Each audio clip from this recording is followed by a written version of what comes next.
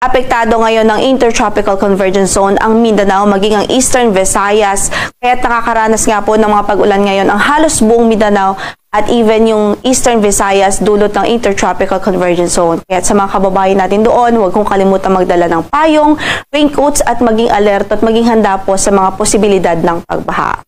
Samantala, ramdam pa rin ang southwest monsoon o habagat dito sa extreme northern Luzon at nagdudulot pa rin nga po ito ng mga pag-ulan sa mga lalawigan ng Batanes, Ilocos Norte, maging sa Babuyan Islands. Inaasahan natin base na rin sa ating forecast, may posibilidad na sa mga susunod na oras ay papahina na po ang ulan o epekto ng southwest monsoon sa extreme northern Luzon.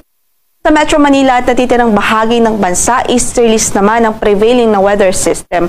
Bagamat wala tayong inaasahang malawakang pag-ulan o widespread na pag-ulan sa natitirang bahagi ng bansa like dito sa natitirang bahagi ng Visayas at natitirang bahagi pa ng Luzon, ay posible pa rin ng mga isolated na mga pagbuhos ng ulan such as yung thunderstorms sa hapon at gabi.